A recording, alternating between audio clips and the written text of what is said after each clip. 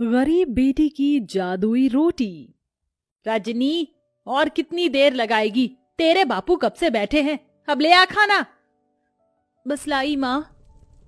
रजनी को खाना लाता देखकर पिता किशन ने मुस्कुराहट से पूछा, अरे आज मेरी बिटिया ने क्या क्या बनाया है?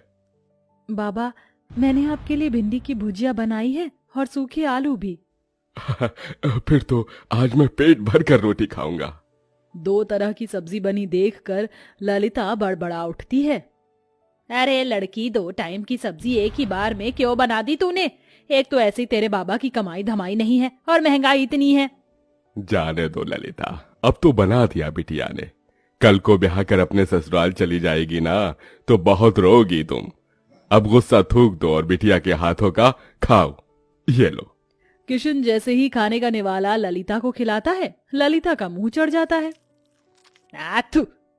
अरे बेलुड़ी, आज फिर तूने रोटी जला दी। अरे तेरे दादा परदादा की आटा चक्की नहीं जो मुफ्त का आटा आता है, दाम देखकर खरीदना पड़ता है। रोज रोज जली रोटी बनाती है। यही हाल रहा तो पता नहीं ससुराल जाएगी तो कैसे बरसेगी।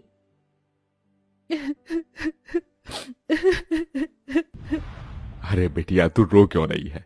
तेरी माँ तेरे भले के लिए ही कह रही है ना। मैं क्या करूं बाबा, मैं इतनी कोशिश करती हूँ गोल रोटी बनाने की, मगर आड़ी टेढ़ी बन जाती है और जैसे जब तवे पर सेकती हूँ तो आँच से जल जाती है। देख रजनी, कल तुझे देखने लड़के वाले आ रहे हैं। अच्छा खासा घर द्वार है उनका। मैं नहीं चाहती कि ये रिश्ता हमारे हाथ से जाए, समझी?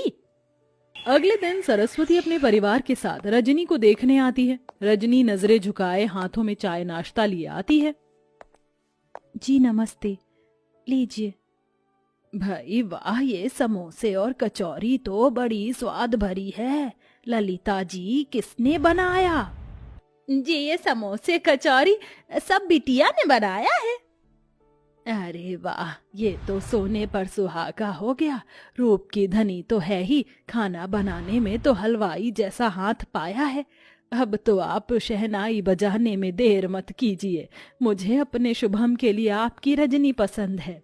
लड़के वालों के जाते ही किशन ने कहा, क्या जरूरत थी भाग्यवान उनको झूठ बोलने की, और इससे तो एक रोटी तक नहीं बनती।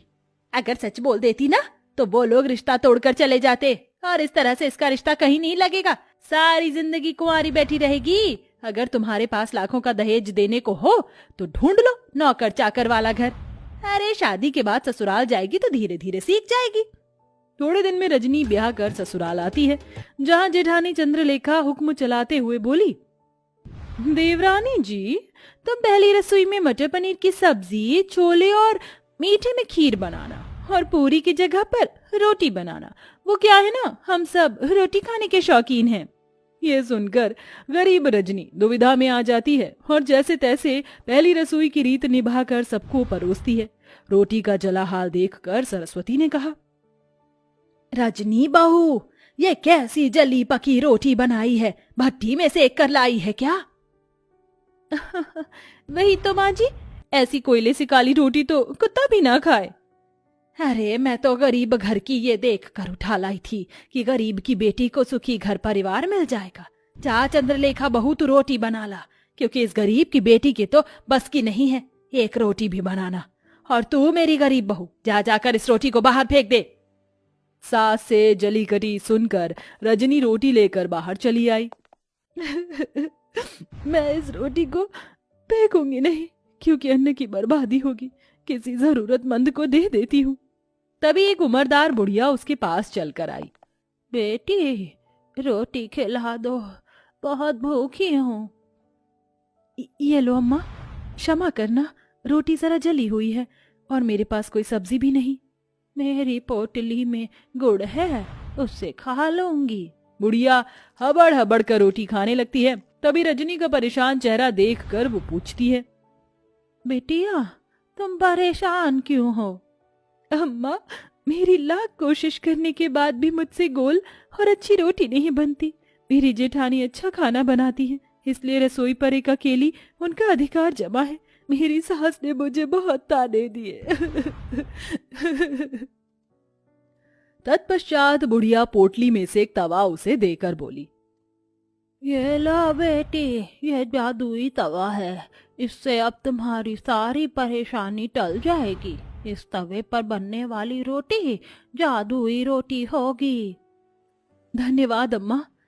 रजनी बुढ़िया का दिया हुआ जादुई तवा घर लेकर आई और अपनी सास से निडर होकर कहा, माँ जी, रात की रसोई मैं पकाऊंगी। इस बार कोई भूल चूक नहीं होगी, वादा करती हूँ। लगता है सवेरे की बेइज्जती से मेरी गरीब देवरानी का मन नहीं भरा, जो फिर जली कच्ची रोटी बनाकर नाक कटवाना चाहती हैं। देवरानी जी को एक मौका दे दीजिए माँ जी। ठीक है, मगर इस बार की रोटी भी तूने जली बुरी बनाई तो मैं तुझे कतई माफ नहीं करूंगी मेरी गरीब बहू। रजनी रसोई में लग जाती है।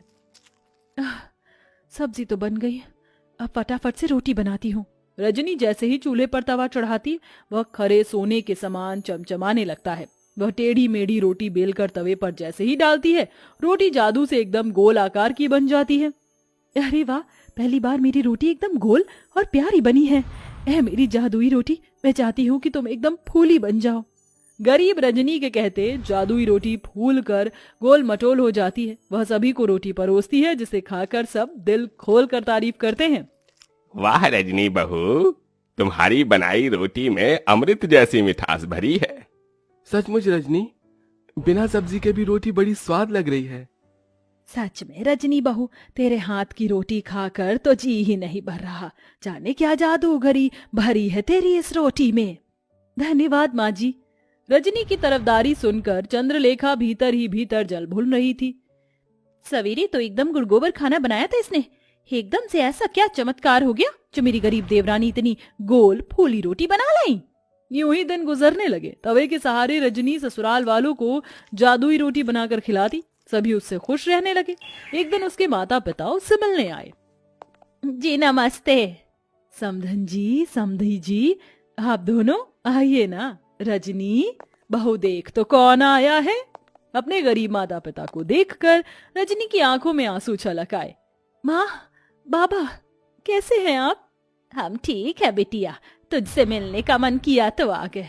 तुझे सुखी देखकर अच्छा लगा, अब चलते हैं।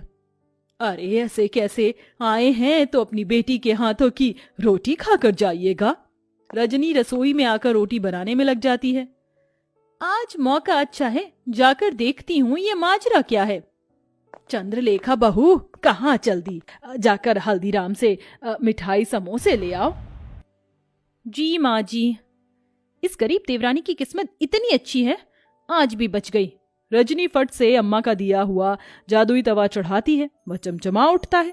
रजनी बेली हुई रोटी तवे पर डालकर कहती है, ऐ मेरी जादुई रोटी, खूब फूलो फलो। ये कहते ही चमत्कार से जादुई रोटी तवे पर फुदक फुदक कर फूल जाती है। तभी माँ ललिता रसोई में आ जाती है। माँ, तुमने मेरी जान निकाल दी। अरे वाह रजनी, तू तो बड़ी अच्छी रोटी बनाने लगी। तभी जादुई रोटी खुद पर इतराई और कहा, वो तो बनी ही थी, हम जादुई रोटी जो है। ये रोटी बोल रही है? हाँ माँ, क्योंकि ये सब जादुई अनोखी रोटी है।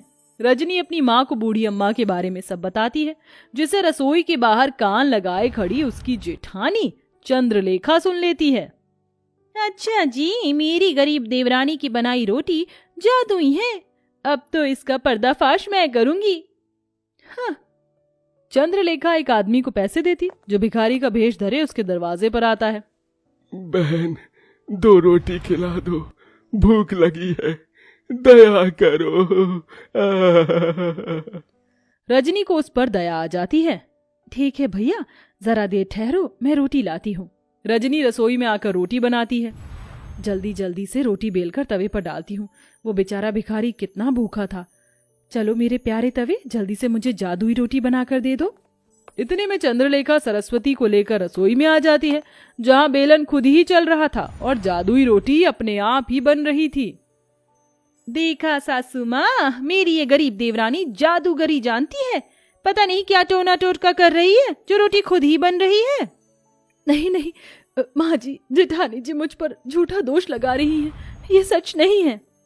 अरे मैं जो आंखों देखी देखूंगी उसे ही तो सच मानूंगी ना। रजनी बहू, तू डायन तो नहीं? नहीं माँ जी, अपनी सच्चाई का सबूत देते हुए रजनी जादुई रोटी और तवे के बारे में सब बता देती है, जिससे दूध का दूध पानी का पानी हो जाता है। इसके साथ तवे का जादू भी चला जाता है। चंद्रलेखा बहू, तुमने जलन और बैर में रजनी बहू को गलत दिखाया, और रजनी बहू तो क्या हुआ जो इस तवे का जादू चला गया। अब तुम्हें रोटी बनाना तुम्हारी सास सिखाएगी। माँ जी, रजनी रोते हुए अपनी सास के गले लग जाती है और बड़े चाव से ना केवल रोटी बनाना बल्कि सब कुछ बनाना सीख लेती है।